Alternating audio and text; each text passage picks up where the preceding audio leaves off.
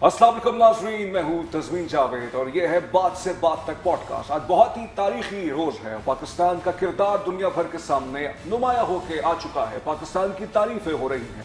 पाकिस्तान ने जिस तरह से सिफारती कोशिशों से ये कामयाबी के साथ साबित कर दिया है कि डिप्लोमेसी के लिए ज़रूरी नहीं है कि आप जो है चर्चा करें, डिप्लोमेसी के लिए ज़रूरी नहीं है कि आप बताएं कि आप क्या कर रहे हैं। डिप्लोमेसी हमेशा पर्दे के पीछे होती है, पसपर्दा होती है। और आज पाकिस्तान की काविशों को दोनों फरीकैन यानी ईरान और अमेरिका ने कबूल किया है और कहा है कि पाकिस्तान के वज़ीर आज़म शहबाज शरीफ साहब, पाकिस्तान के नायब वज़ीर आज़म यानी जो फॉरेन मिनिस्टर है वज़ीर ख़ारजा इसहाक डार साहब और पाकिस्तान के field marshal army chief Asim Munir साहब की काविशों से ये पॉसिबल हुआ है कि ईरान और अमेरिका के माबैन 15 रोज़ा जंग बंदी हो चुकी है, सीज फायर हो चुका है। लेकिन क्या इस सीज फायर के बाद हम ये समझ सकते हैं कि जंग वाकई अब रुक जाएगी 15 रोज बाद, या कुछ इस तरह की इत्तला अभी भी आ रही है? खासतौर पे जैसे जब हम ये पॉडकास्ट रिकॉर्ड कर रहे हैं तो उस वक्त इत्तला ये है कि लेबनान के अंदर अभी तक इसराइल की बमबारी जारी है। और क्योंकि कल जब वज़ीर आज़म शहबाज शरीफ साहब पे एक्स पे मैसेज आया था, पोस्ट आई थी, उसमें ये कहा था कि जंग रुकी जाएगी और जंग रुकने के बाद जितने भी इत्तेहादी हैं वो भी जंग रोकेंगे, उनके खिलाफ भी कोई कार्रवाई नहीं होगी। लेकिन अब इत्तला ये है कि लेबनान के अंदर अभी तक इसराइल की बमबारी जारी है और ईरान ने ये कहा है, बल्कि अपने कंसर्न्स का इजहार किया है। अब्बास इराक़ी साहब ने, जो कि ईरान के वज़ीर ख़ारजा हैं, उन्होंने टेलीफोनिक रब्ता किया है वज़ीर आज़म शहबाज शरीफ साहब से और गालिबन इसहाक डार साहब से उनकी बात हुई है और उसके सामने उन्होंने ये बात कही है कि ये जो कुछ हो रहा है इसका नुकसान हो सकता है पीस प्रोसेस को। साथ साथ जुम्मे के रोज पाकिस्तान के अंदर, इस्लामाबाद के अंदर एक बैठक लगेगी। ईरान से वफ्द आएगा, अमेरिका से वफ्द आएगा और मसूद पज़ेश्कियान साहब जो कि ईरान के सदर हैं, उनकी बात हुई है वज़ीर आज़म शहबाज शरीफ साहब से।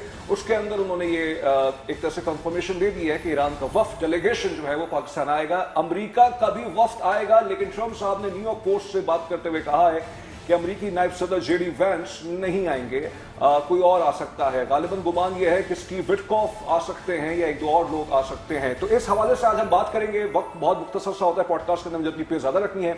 हमारे साथ मौजूद हैं हमारे बहुत ही मुअज़्ज़ज़ मेहमान सलमान अली साहब। ये माहिर आलिमी उमूर हैं, प्रोफेसर भी हैं, कराची की बहुत ही मशहूर यूनिवर्सिटीज़ में पढ़ाते भी हैं। सलमान साहब बहुत शुक्रिया आपका, कैसे हैं? जी बहुत शुक्रिया तज़मीन साहब आपका। हाँ सलमान साहब, सबसे पहले आपका बहुत शुक्रिया, आपने वक्त निकाला, आपके लिए बहुत मसरूफियात होती हैं। ये मुझे बताएं कि आज का रोज आप इसको कैसे, मतलब आज जो है 8 अप्रैल 2026 को पाकिस्तान का किरदार एक नुमाया तौर पे उभरा है और आप जब खुद भी पढ़ाते हैं तो अब गालिबन बच्चों को ये तालीम दी जाएगी कि पाकिस्तान ने वो कर दिखाया कि ईरान और अमेरिका के माबैन चलिए 15 रोज के लिए सीज फायर भी करवाया है। तो अब ये पाकिस्तान स्टडीज में एक सुनहरा चैप्टर के तौर पर इंट्रोड्यूस हो जाएगा ये टॉपिक। जी बिल्कुल, बैनुल-अक़वामी ताल्लुकात के हवाले से या बैनुल-अक़वामी सियासत के हवाले से और पाकिस्तान की सियासत के हवाले से आज का दिन एक तारीख़ी दिन है और बिलाशुबा इसमें कोई शक नहीं है कि पाकिस्तान की सिफारती कोशिशें जो है बराबर साबित हुई हैं। और जिस तरह आपने कहा कि यानी इब्तिदा में 15 दिन के लिए सही, लेकिन बहरहाल एक जंगबंदी है और हम तारीख़ इंसानी में, मैं चूँकि ह्यूमन राइट्स के हवाले से बहुत ज़्यादा काम रहता है और सब्जेक्ट भी मेरे पास है, तो हम इसको जब डिस्कस करते हैं तो कोई भी ज़ी और आदमी जंग की हिमायत नहीं कर रहा, नहीं करता, कर ही नहीं सकता। और जब जंग आपके ऊपर इम्पोज की गई तो हमने देखा कि ईरानियों ने जंग जंग ता फिरोजी वाले नारे को पूरा किया और यहाँ तक कि उन्होंने अपने शहरियों के लिए, अपनी आवाम के लिए, अपने मकासद के लिए कामयाबी को हासिल किया।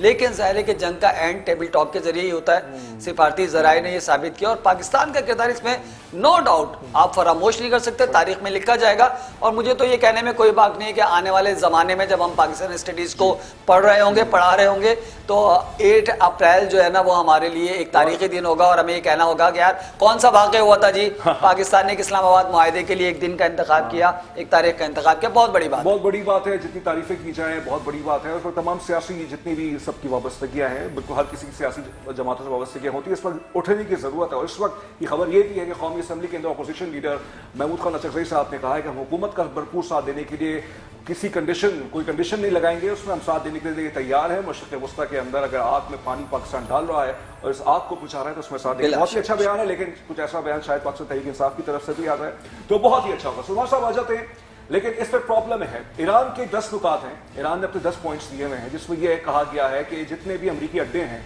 खत्ते के अंदर वो खत्म किए जाएं।